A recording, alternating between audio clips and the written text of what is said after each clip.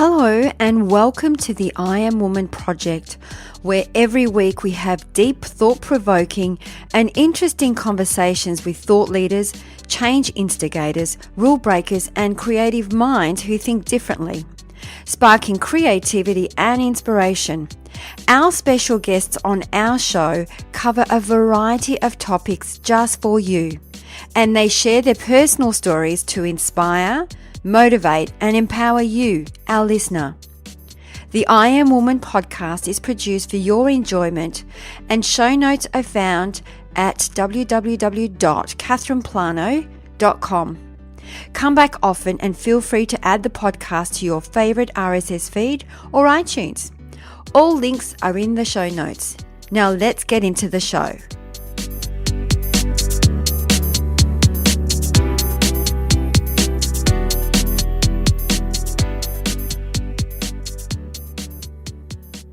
Today we have the creative author, Georgina Penney, all the way from Scotland. I'm going to have to say it with a Scottish accent. Georgina Penney first discovered romance novels when she was 11 years old and has been a fan of the genre ever since then. It took her another 18 years to finally sit in front of a keyboard and get something down on a page, but that's okay because she was busy doing other things. And some of those things included living in a ridiculous number of towns and cities in Australia before relocating overseas to Saudi Arabia, Bahrain, and currently in Scotland. Today, she lives with her wonderful husband, Tony, in a cosy steading in the Scottish countryside. When she's not swearing at her characters and trying to cram them into her plot, she can be found trapezing over fields, gazing at hairy coos and imagining buff medieval Scotsmen in kilts who have access to shower facilities and deodorant, leaving behind every bramble hedge. So I hope you are sitting back with a hot cup of tea, tune in to this inspirational woman.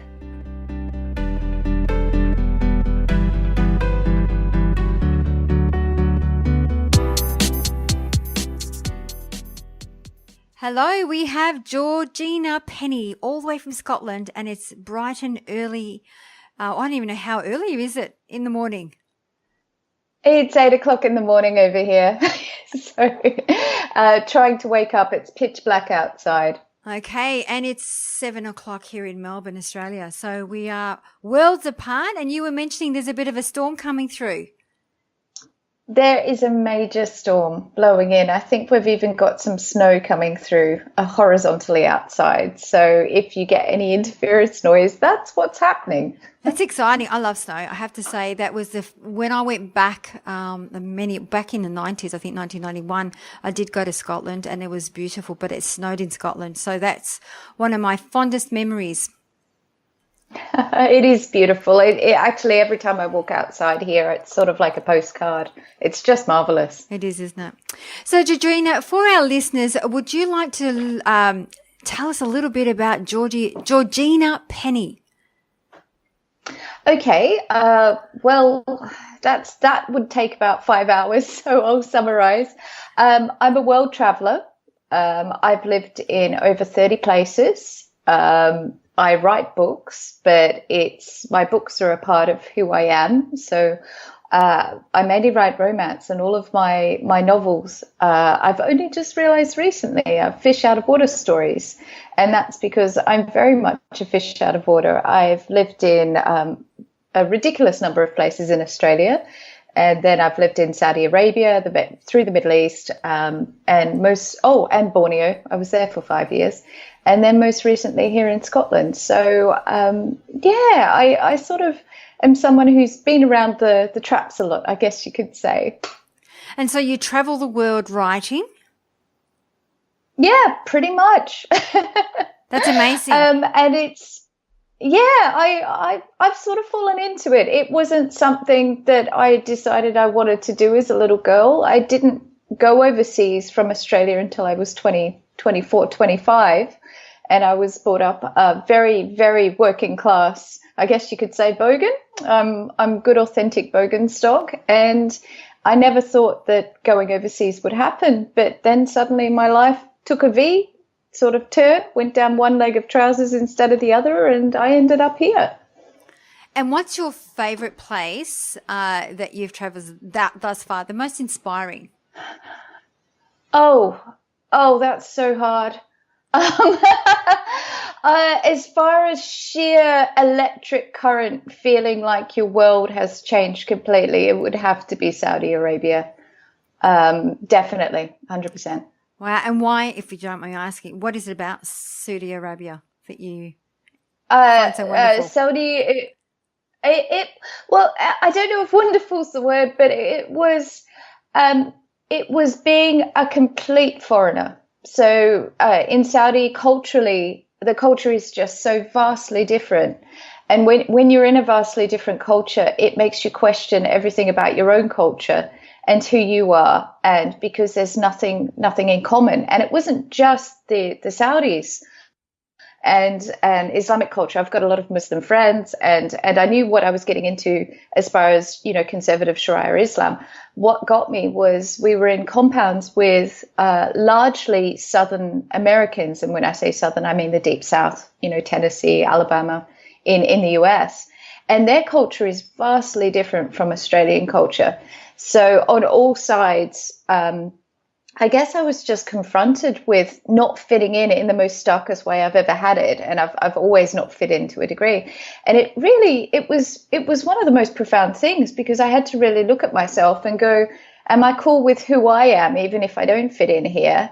And am I cool with going forward like this? It got rid of a lot of, negative patterns and bad talk and things, because it forced me to look in the mirror and go, yeah, I'm not too bad. So I think that was the main thing with Saudi. And it is, I've been to Abu Dhabi, and it is definitely a very different culture, very different. I think that opened my eyes. Yeah. Yeah, it's amazing. Yeah, Abu Dhabi is a different kettle of fish, but certainly. It's just, I think any culture that's just a bit different from your own will just do that wonderful thing that travel can do for you. And give you a mirror to yourself.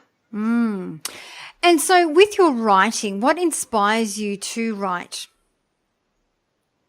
People. I love people. I'm the person who's sitting on the plane watching what everyone's doing. I love public transport. I love watching how people interact, how people talk.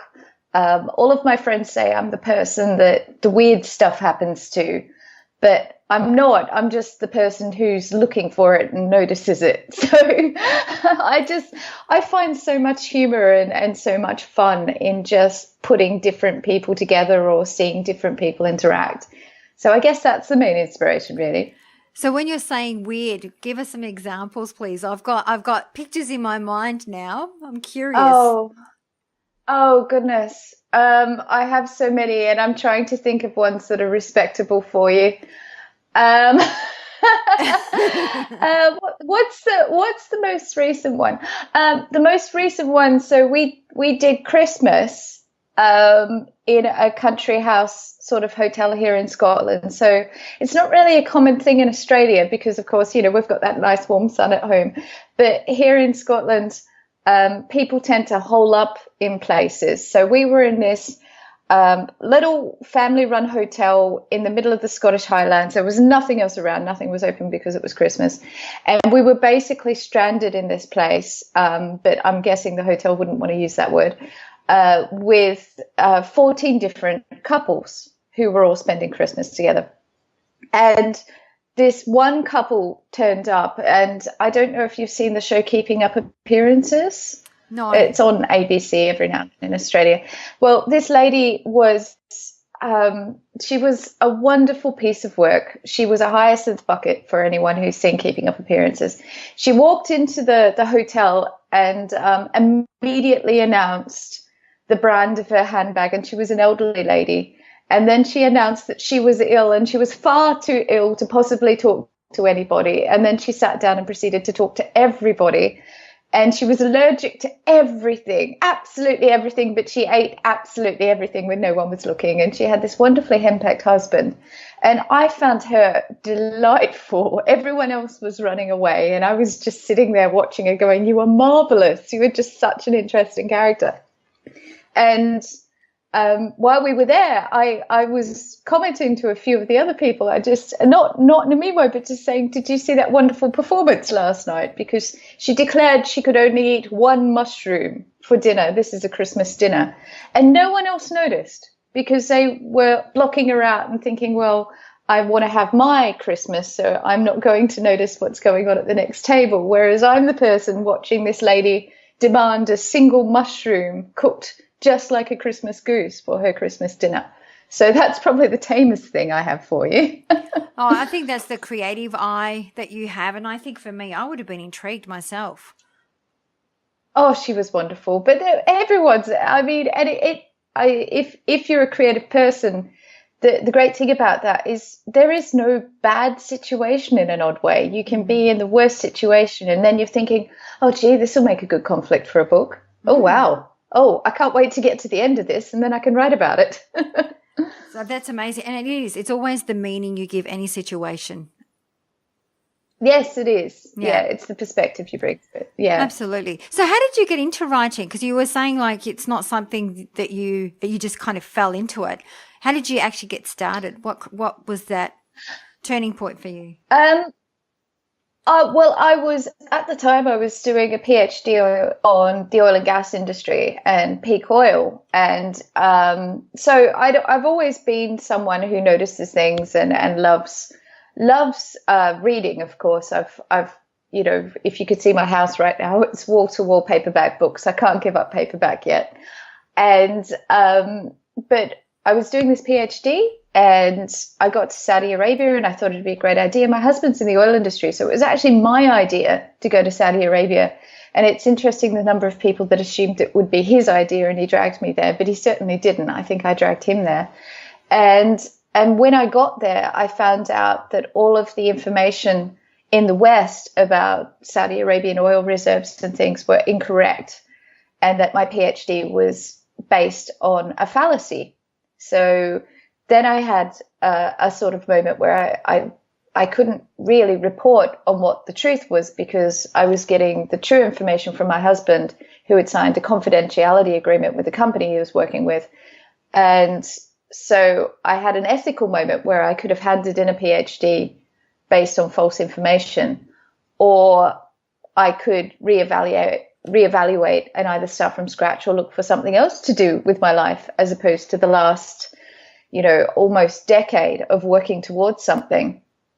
And it could have been an absolute disaster, but what happened was I think I just rolled with it and said, well, what else am I good at and what can I do? And anyone who's done an extended period of research or anything like a PhD, or even if you've done any extended writing project, once you've done it, you realize, a word count's not that scary. 100,000 words, which is your average novel, 90 to 100,000 words, isn't that scary?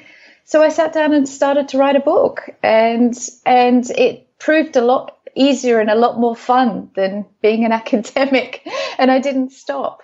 Oh, that's amazing. And so with the traveling piece, was it instigated by yourself or where your husband was working?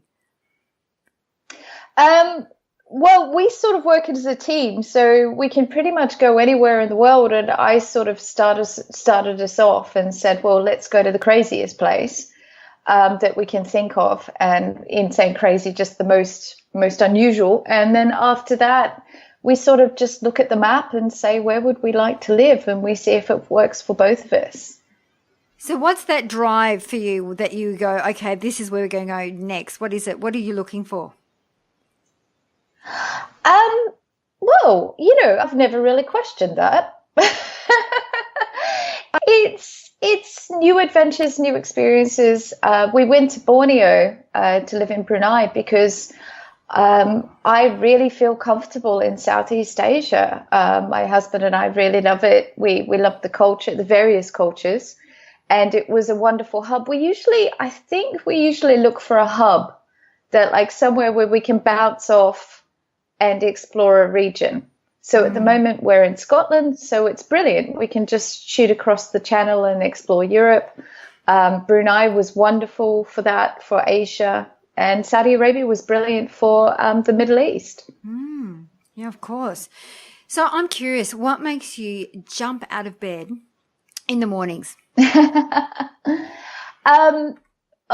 Inspiration and ambition. I'm ridiculously ambitious and I'm a workaholic. So a combination of both of those. Okay, and because I'm a workaholic too. So when you're talking ambition, what is that, the end in mind? What's that end goal for you?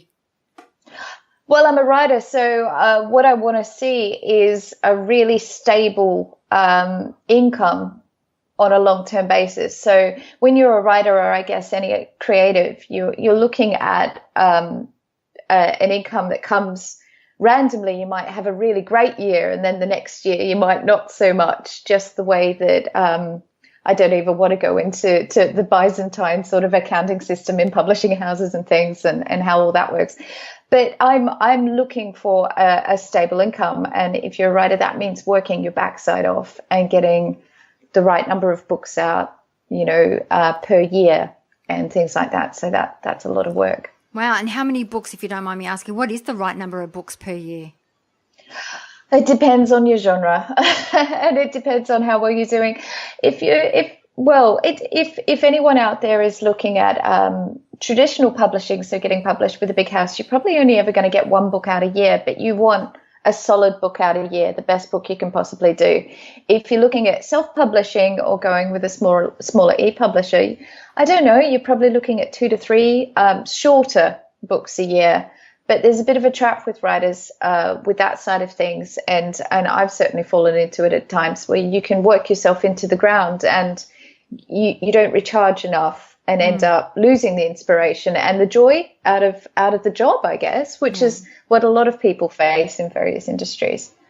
So since you are, I consider you an amazing writer, but also it's something you do as part of your day-to-day living. What is the difference between self-publishing and having a publisher looking after your books? I'd probably have a different answer for any day you ask me. But quite honestly, I think it's an ego thing. It's got nothing to do in some ways with the quality of work. Certainly working with a traditional publisher, so I'm published with Pinger and Random House, has taught me an awful lot just about quality. So in a way, I think it's worth going for a traditional publisher if you're looking at getting published, to learn the standard of quality that a publishing house requires. But in self-publishing, if you can maintain that level of quality, there's not really a difference. You're working for yourself and the responsibilities on yourself. If you've got a traditional publisher, you've got someone to blame if things don't go right, but it still doesn't get you anywhere. Right. That's a vague answer. I'm so sorry. That's a vague answer, but it's something we talk about all the time. We have quite a lot of writers, and we quite often talk about the difference between, do we go through for self-publishing or do we go and find a publisher to expose our book? So it's one of those conversations, and it's interesting to hear other people's insights and I guess what they've gone through. Yeah, I think the most important thing, I've been at this game now for 6 years, and I think the most important thing is whatever you decide to do it 100%. So I don't think it's that important which route. Like, there's all this deliberation and it can take up so much of an author's time. Should I do this? Should I do that? Should I do that? Is that a bad thing? And there's so much advice out there, and the best advice I can give is just make sure the quality of what you're doing is the best. Don't be scared of accepting criticism. Hire professional editors and go at it 100%, whichever way. So if you're going for traditional publishing, go to all of the conferences, meet all the editors, do all the networking before you try and get your deal, instead of just cold sending out your book. And if you're going self-publishing, then you've got to put all the work in with the reviewers. You've got to do all the networking there. It's all the same thing. It's the same amount of work. It's just deciding where you want to go, and it doesn't have to be either or either. So true. So during your whole journey, what is the greatest lesson that you've ever learned? The biggest one for me, I think, is just don't assume anything. So always ask questions. I think so many misconceptions and so much stress can come from just making assumptions about how people feel, or about, for example, like we were just talking about publishing, making assumptions about how things work. And the best thing in any interaction or any decision is to just ask as many questions as possible, and then make the the decision from there. I know assumptions is a good showstopper, I think. So I think so. Yeah. And I think that too, when we're looking at business, what we like to always go through too is looking at some of the pain points you go through. As through your journey, what would be some of those biggest pain points in your business? The biggest one for a writer, I think, is self-doubt. So sitting down and doing, for example, when I'm in full flow, my word count a day is 2,500 words. That's not every single day for people out there, because writers like to brag about that. And then you go, is that every day of the year? It's not. But it's the self-doubt. It's actually sitting down. I think all writer's block is, people being too scared to send their manuscript out to publishers, or to talk to people, or to introduce themselves to people, is thinking they're not worth it. And while they're worrying that, and I've certainly felt this, and while worrying you're not worth it, someone else who's given themselves a damn good pep talk is just walking past you to the front of the queue and having that conversation that you could be having, or writing that scene that you could be writing. And and I really, really believe in faking it until you make it. If you don't feel like you're good enough, well, just keep going and you will eventually feel like it. Yeah, I'm the same. I always say fake it till you make it. And it's true. Self-worth does get in our way at the best of times. Yes, it does. So what are some other pain points that you go through when it comes to, so exposing what you do, marketing you? What's some of those pain points for you there? Well, one of the hardest things that I found when Fly and Fly Out, my first novel, came out, it did have a personal element to it. And I was going hell for leather, and I didn't, with publicity and things, because it did have a personal element. There was a domestic violence angle. There was a bunch of stuff. So I was talking about it in public when I was doing a book tour and things like that. And what I realized is that if you're in public, it's your job to maintain your boundaries, because other people won't do that. I had a lady, and this was sort of like, if you want to say pain point, this was probably the most painful, where I realized I need to pull back and I need to create a wall between my professional life and my personal. I was at a talk, and a lady was sitting in the audience, and she just turned around and said, "I don't think you'd be a good mum," just out of the blue. And she felt she could be comfortable saying that to me. And we weren't even talking about anything to do with parents or anything. She just read my book and decided she didn't like me.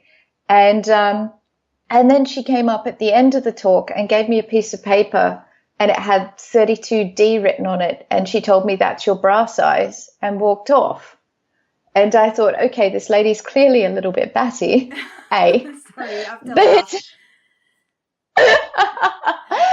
she's really batty. And when I was, and the battiest thing is, because I was so drained that night, and because she'd been so confrontational this whole talk, and no one else in the audience had known what to do.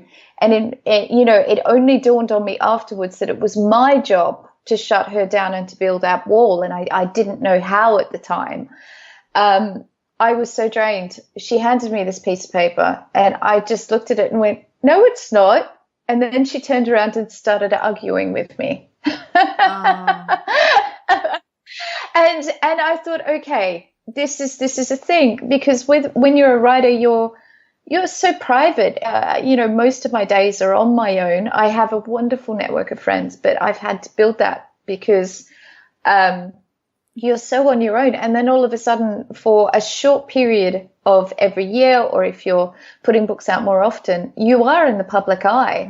And it's changing gears so dramatically that you really need a toolbox. And no publisher's ever going to give you that toolbox. They just chuck you out there. Or if you're self-pubbing, you're on your own. So that was a real realization. I have to work out what my brand is, who I am, and just stick to that professionally, so that I don't have another situation where someone feels comfortable enough to just enter into the conversation and say something that cruel, A, and B, my boundaries are that down, that they've got the opening in the first place. And I'm just going back to the start, what you were saying, how weird things happen to you, how I think that, A, that's quite funny, but I'm also intrigued, like how, why she thinks that, and what made her think about the bra size. I think that's quite hilarious. It's quite funny, really, when you think about it. It's hilarious, and I've turned it into a funny story, and I'm relaying it as a serious story now, but it's usually my funny, silly story over a few drinks. But I think I know I make people comfortable, and this isn't putting tabs on myself, but I love people. I love being around people. But the problem with that is, and I've had to learn, you've got to have a few boundaries, because most people will hook into that and go, oh, well, you're happy to be around, you're nice to be around. But the people who are really needy, or let's just say not very well at maintaining their own boundaries and maybe needing a little bit more from you, are the ones you'll attract as well. And it's like they've got a little radar, and you've got antennas up that attract them. So that's been a real learning curve. Yeah, and I think that too, I really believe that everything happens for a reason, and they happen for us. And I think that, when when we're looking at what when we're looking what exactly you're talking about, what happened to you, you actually see that it happened for you, because without that incident, you would have then have to create that wall, the boundaries between personal and social. So, you've changed the way that you go about doing things. Oh, I'm really a firm believer in that every pile of manure a flower grows. Like it's, but you got to water the pile of manure and actually have a bit of a look at it and go, come on, Mr. Flower, you've got to come out of that. Something's got to come out of it. But I really think that if something, and the thing about publishing is that it is mainly rejection. The same with acting, the same with most creative things. You'll get that one acceptance bit. Anyone who's actually succeeded in this gig will tell you that they've probably got about 200 to 300 rejections for every one acceptance. That's true. Very true.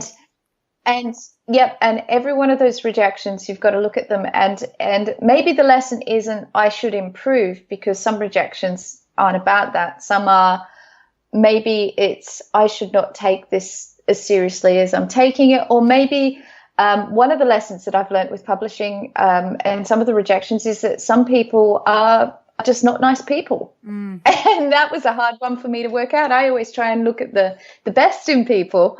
And sometimes you've just got to go, oh, well, I don't need to worry about this because that person isn't a nice person. Otherwise they wouldn't have framed things like that. So it's all about studying the situation and then learning from it. And you do, as a writer, you do have to have thick skin. Absolutely. So, what do you think is the number one reason that most authors fail to succeed? They get disheartened and they don't realize it's a long game. So I think we're in a situation where if you Google being a writer or anything like that before you start, and I certainly did, you see all of these young writer success stories, this person overnight success. They probably weren't. What happens was that the publisher, it's a really great story for the publisher to market. What most people have to do is work hard at this for about 10 years before they really, really see success, or at least five plus. And it's a lot of hard work. And I think people go into it with a dreaming they'll write a book. I don't know. Anyone out there who's a writer or anyone who talks about writing in public will have had someone say to them, oh, yeah, I've got a book I want to write. And it would be easy to be disdainful about that and think, well, you don't know how much work that involves. But it's also just the way writing is presented to the culture. You see in movies, a guy will be suddenly inspired and then he'll sit down and pen a book and it's perfect. That it doesn't show him revising the book about 50 times, an editor coming back and saying, you have to rewrite that all over again, an agent saying, oh, we can't quite make that work for our market, please tweak it all over again.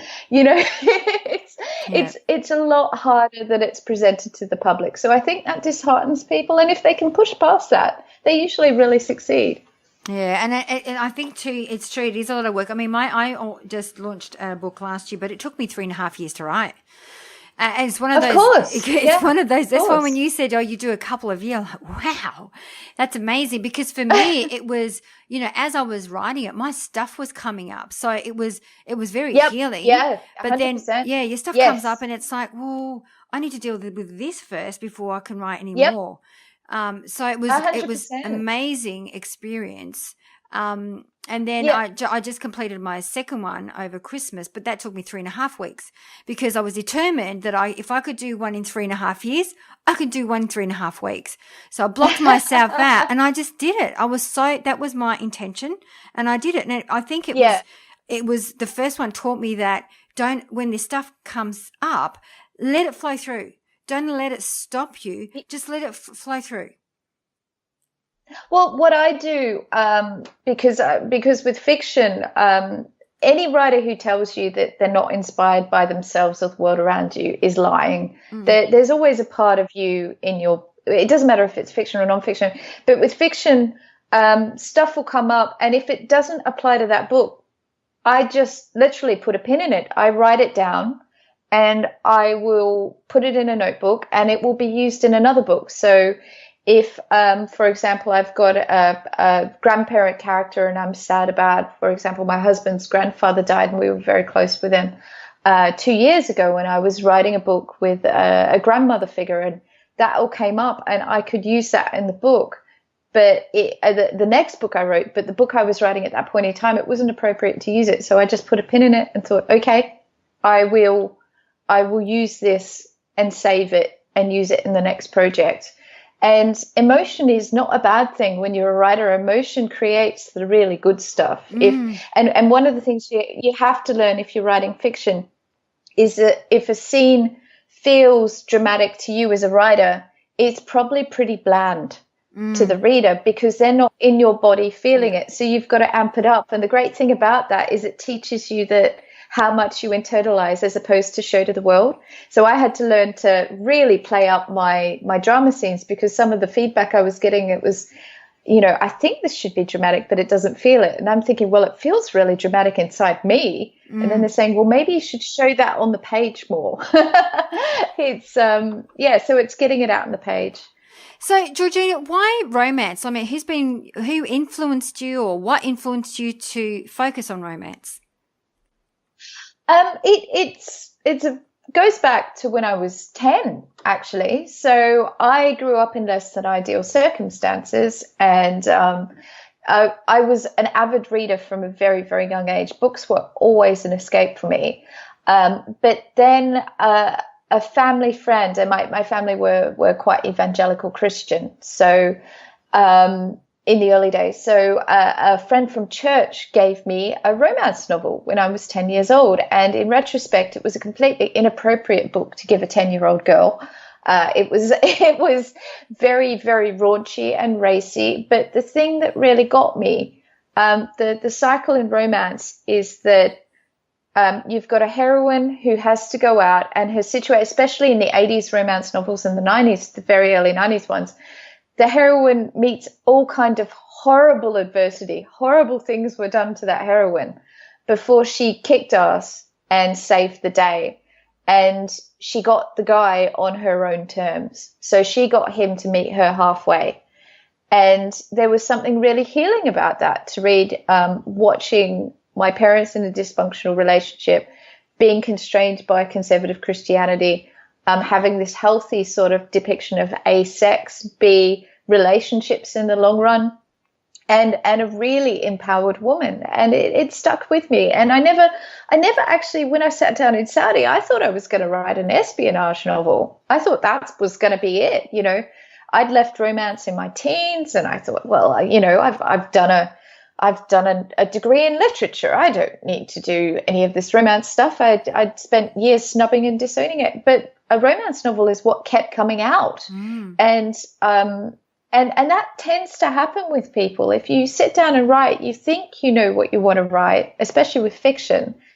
And you'll find that your brain goes, nope, this is the genre you actually really like, or this is the thing that you do. There is a subconscious process at work there. Absolutely. So, Georgina, do you allow the writing to flow through, or do you map it all out first and then write? I'm a pantser. So I'm, you'd know the term pantser means you just wig it by the seat of your pants. I start with characters. So I'm 100% character driven. But I am very lucky in that my husband and I have a bit of a partnership in that he's a science fiction fantasy reader. He's an avid reader as well. And he monitors my plot. So he reads stuff as I'm writing. And usually my characters will happily create all the conflict I need and all the points I need. And the great thing about writing in a genre is, the beats. The beats in your book are pretty set. You've got to have your big drama at some stage, or what is called your black spot, before your hero and heroine work it out at the end. You've got all of that there. But he comes in and he's like, oh, they're probably talking a little bit too much. You've got to have some more action. So I've got him there for me. But largely it's my characters writing the story on the day. What a great partnership. I think that's awesome. So what we do, Georgina, as we do with every woman of inspiration, we always ask them to pick one word that best describes their personal brand. So what would be that one word for you? Oh, you've got me at a blank right now. It's first thing in the morning. This morning, my word would be tenacious. Tenacious. I love it. I think that's what I'll say this morning. That's how I'm feeling. Oh, you've got to go with how you're feeling. Absolutely. Tenacious. Hey, may I ask why? Mainly because it's a survival thing with this industry, and you've got to stick with it. Yeah. I mean, I've literally got on my wall up here, my personal philosophy is do the effing work. And it's written up on my wall. It doesn't matter if I'm having a bad day or a good day, or I have the flu, or if it's sunny outside. It's just do the work. Yep. And I guess that fits in. Yeah. Show up you got to show up. Yep, every day. Even if you don't feel like it, I get like that sometimes. You just got to show up. Yeah, you got to show up, and you'll feel like it halfway through the day by the time you get going. Absolutely. So the other thing we do as we wrap up the show, we always ask our women of inspiration to leave us with 3 shiny golden nuggets for our listeners. So what would be 3 golden nuggets that you would like to leave for our listeners today? Okay. I know I've communicated with you what I wrote down before our podcast, but honestly, I can't remember what I put down. So I might wing it, because it's one is always see every interaction that you have as a positive one that will reflect on you later. So if you're going to be a writer, every single person you're around, there's your behavior will reflect back on you. So if you're nice and you're a good person to be around, people will say, oh yeah, so and so is a writer, and they were really nice. And I tend to read books. I don't know about you. I tend to read books that are recommended to me. So I've had books recommended from someone who's gone to a conference. So that's really big. And that falls into be nice to your editors, agents, publishers, anyone who rejects you. Be nice. Like, you don't have to be a doormat, but just respect that it's a very small industry. And in general, just respect that, any industry is a small industry, and that people will talk and things will always get around. If you're horrible to someone, it'll get around. But if you're nice to someone, it'll get around that you're easy to work with. So that's one. I think the don't assume thing is major. Like that's one of my biggest ones. And I think maybe the third one falls into, just do the work. Like, really, every day, just do the work and know that you can do it. And if you work really hard and take criticism well, that's really important. So with being a writer, a lot of writers actually hooking back to what we were talking about earlier, why do they fall by the wayside? A lot of people, they get their ego hurt, and they don't realize that a huge part of this gig is being really humble, because you've got it's not down to what you think is a good book. It's down to what your readers in the end think is a good book. And if no one's buying your book, or if you're getting a lot of criticism, it's not their fault. It just means you've got to rejig and, you know, work with it. So it's basically just taking criticism and knowing when criticism needs to be taken and knowing when to discard it. So I guess that would be it. I like it. And it's all feedback at the end of the day, isn't it, really? It's about, you know, if you look at it, it's feedback. Great. Thank you for the feedback. Then I know what I need to do to make it look or feel better, whatever that may be. So, Georgina, how can our listeners find you? Okay. You can easily find me at georginapenney.com. I'm on Twitter. I do have an Instagram page, but I do try and update it, but you'll probably just find pictures of the Scottish countryside and my cat there. They're all at Georgina Penney. So my Twitter is at Georgina Penney. Facebook is at Georgina Penney, and it's Penny with an EY at the end, PENNEY.